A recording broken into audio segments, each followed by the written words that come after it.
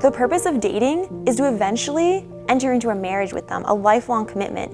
And we know that naturally speaking, because once you start dating someone, you get emotionally attached, you fall in love, and you want to become one person. We got to first look at, are you ready to start dating? If you're in high school, the answer to that is probably no, because the boy you're going to be dating, one, is immature. I mean, look around at high school, a lot of them aren't mature yet. The second thing is they're not ready to provide for you, start a family, anything else like that. And they probably won't be like that for the next 4 years. If you're in college, maybe towards the end of your college years, you're about to go maybe start a job, and now you're ready to start a family. Okay, maybe it's time to look around for your future spouse. And if you're one of those people who are not called to start dating right now, maybe you're in high school, maybe you're in a different place like that, then what you need to focus on is preparing your soul for marriage, preparing your soul for the person God has meant you to be with. And that is through praying your rosary, listening to God's voice, and strengthening your prayer life. If you want to pray the rosary or go to daily mass with your future children, your family, that's what you need to start doing right now. All right, let's say maybe you're in college, you've discerned a lot, you've been praying, you've been asking for spiritual director's advice, and you think you've found someone who might be your future spouse or someone who you know God's calling you to date. The first thing you guys need to do together is set boundaries and then also talk about your spiritual life. When you're setting your boundaries, you need to be very open and honest about what is too far. Obviously, you don't want to lead the other person into mortal sin. Mortal sin is doing something knowingly, willingly, and grave matter.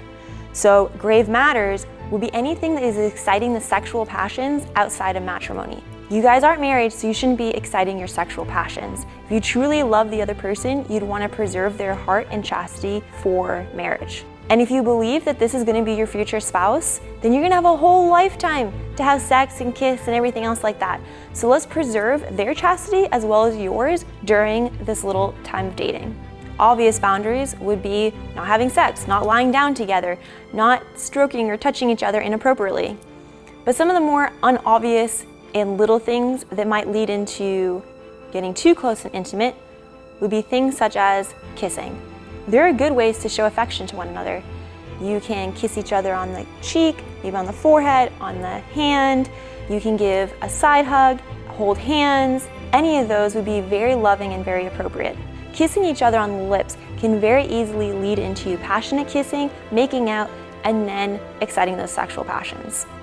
Let's just save those first kisses until marriage. You're gonna have a whole lifetime, as I said, to kiss each other. It's gonna be okay. Why the lips? Because the lips are such an intimate part of your body. It is a place where you can both become one in some sense. And then if you're kissing each other, if your heads are facing each other, your bodies are also gonna be lined up. And that's also another way to get too close to each other. If you've already done it, you've already experienced this, you know that once you start kissing, those endorphins, those love hormones, all those little things start popping up, and you start falling dramatically in love with this person, unrationally, even if maybe they're not a good person for you. Remember, your goal is to find out God's will for your life, if you're called to marriage, to find your future husband, and to preserve their soul for heaven. Another thing you should be wary of is either sitting on the couch together, which might lead to lying down on the couch together, or especially if you're in college dorms, using those beds as couches and just thinking, oh yeah, we can just sit up here together. No, it's a bed, and it's a very easy and near occasion of sin. Do not lie down together. Do not sit on each other's laps. By sitting on your boyfriend's laps, you're literally sitting on his private parts, which will very easily excite his passions. Protect him, love him, and save his soul for heaven. The next thing you really need to talk about is your spiritual life. You're both coming into this relationship with different spiritual devotions. The main one that you should both be doing together is the Most Holy Rosary.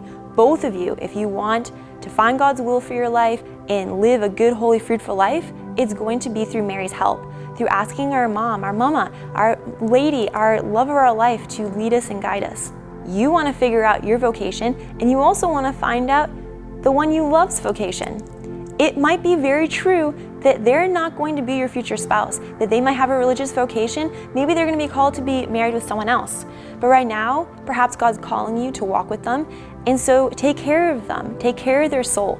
And so together you should be praying your most holy rosary, and on your own, pray your rosary.